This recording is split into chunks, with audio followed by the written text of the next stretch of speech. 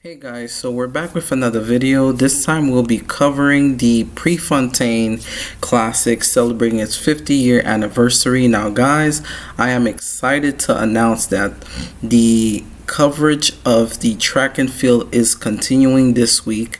I am kicking off the first few videos. First, we're going to cover the women's 100 meters, then by the men's 100 meters, at the Prefontaine, then the 400 and 400 for men, and then we're covering 200 meters. So we're going in order from 100 to 200, then to 400, and so and so. So without further ado guys, let us watch. Now as we know, this is Sha'Carri Richardson's second race, as well as Melissa Jefferson, as well as Julien Alfred. Now this is the entire podium of the Paris 2024 Olympics, and as we know, the biggest person here right now is Julien Alfred. She is the reigning Olympic champion from last year, as well as the silver medalist from Paris last year, Sha'Carri Richardson. And on top of that, we have Melissa Jefferson, which is the bronze medalist. So the entire podium field is here. Let's see what they're going to do. Now, we saw what she did at the Grand Slam, which I haven't really spoke about. But I now added Sha'Carri Richardson. She is the missing factor because she opened up her season late. So from what we heard from the preview, she mentioned that she was injured. That was probably the reason why she couldn't really competed. So now that, because it's a long season, she mentioned that it's going to be easier for her to get a bye due to the fact that she doesn't have to run certain things at the trials because she is the reigning world champion from 2023. So I am excited. So without further ado guys, Prefontaine women's 100 meters.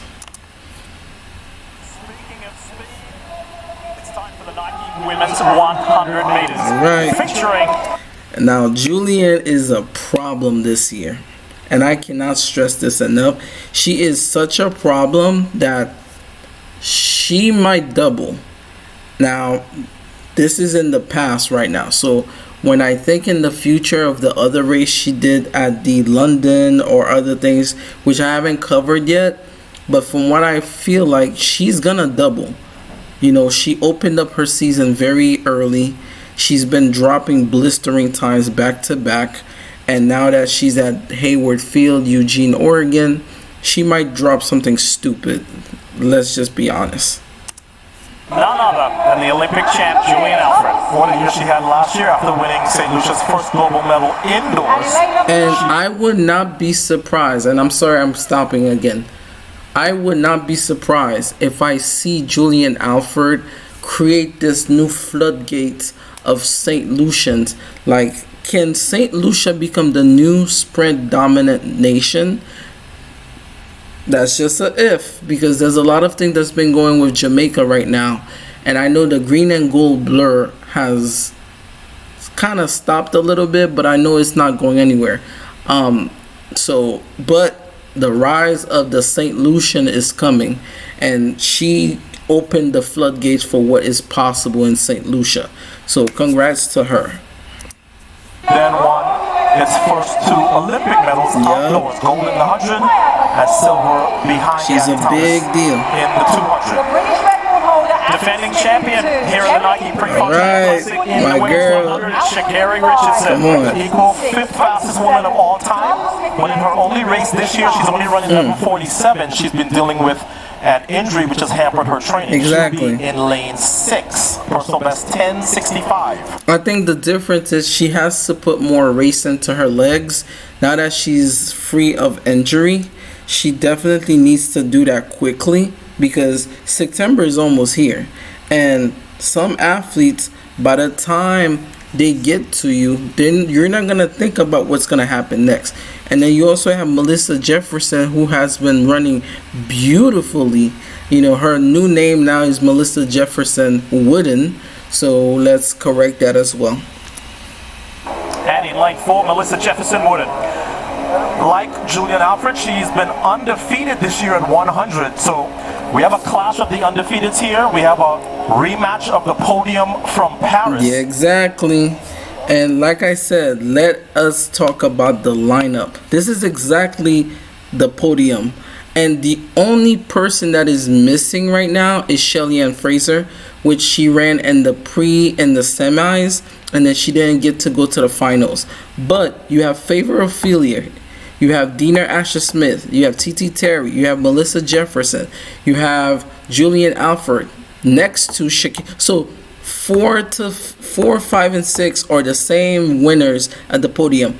Also, you have Tia Clayton, one of the twin sisters. You also have Mary Jose Talou, who has been running so consistently throughout her career. You also have Maya McCoy, which, like I said, this is the same setup of the podium from last year. The only person that was missing is Shelly-Ann Fraser Price, which I think she was in lane 4. But due to what happened, she did explain what happened. But other than that, this is the exact podium that is now at Hayward Field.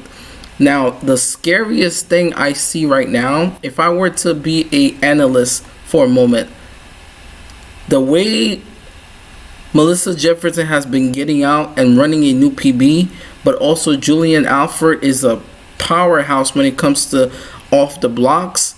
Now, Sha'Carri's not good at, like, I would say she has some sort of, like, she needs to learn more of her blocks to get out, but Sha'Carri could catch a lot of people when she's running so easily. So let's see what's going to happen. I don't think it's a reach to say, Lee, that I think the world champion in Japan is going to come from this field here. TT Terry starts in lane 3. Talou Smith out in 8. Tina Clayton in there as well. Sha'Carri says, I just want a good, healthy race to lead me into nationals and worlds. We'll see how that goes. All right, they're out. What kind of a start did Sha'Carri? All right. Okay, Sha'Carri pulled back. Melissa and 1073. 1075. Minus 1.5 meter per second headwind. She runs 1075, and it's why a lot of people, based on her Grand Slam exploits, are saying that Melissa Jefferson-Wooden. She looks different. She look cold, bro. Let's go back a little bit. I'm sorry, but we have to look at this. If you look at the separation between Melissa as well as Julien, they separated very early. So we know the problem for this year's championship is definitely going to be within those two ladies alone. Anybody that's trying to get through that championship win has to go through Julien and has to go with Melissa. Now, Sha'Carri Richardson, now, I got to forgive her, even though she has an injury, coming back from an injury. So I'm assuming she's not fully at her best. But if you look at how Sha'Carri was running as well, she doesn't look half bad. It's just she needs more running in her steps. So I forgive her because she doesn't have to go through the same painful things as everybody else for the trials that's coming up. But I think who is going to be our championship trial winner is going to be Melissa. Melissa's going to win, followed by TT, and I'm not sure who's going to be the third person. Now, in the 200, I'm making some early predictions for the USAs. Of course, we also have the reigning champion, Gabby. She's going to win the 200. Whoever that's going to come after her, I think Melissa said that she's going to double. So, I see Melissa winning second behind Gabby. Who's coming third? I'm not sure. But those are my early predictions for USAs. But my lord, look at that fucking gap between everybody else and them.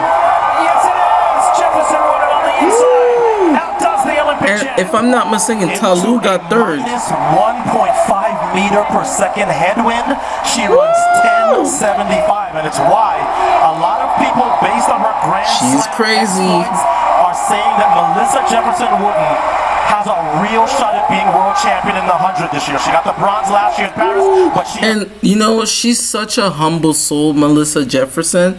I got to give a comment to her on it was I think online on social media. She was such a humble person about it. She is very hardworking, and I think if she do get the world championship title, I will be very proud because I see how hard she's been putting in the work, and I think she's definitely a threat medal for this year. Now, whoever's going to try to get that medal is going to have to go through her. You know, it's such a stacked field this year. It's hard to believe who's going to win. But, guys, I am in awe right now. look different this year. So And it's them three. TT, Melissa, and let's also tell Aaliyah Hobbs, if she gets better, I definitely see her doing not something. surprised that this is our Prefontaine memorable moment of the meet. What a great performance That is insane. to defeat the Olympic champion and previously undefeated Julien And Alfred. mind you, Julien did not lose no race but one. And she's an exploder. Melissa Jefferson rises But Melissa had the edge though. If you see, she had the edge. And Sha'Carri was actually going too. keeps her 100-meter undefeated streak going in 2025. And this was not close. The Olympic champion and third placer separate from everybody else.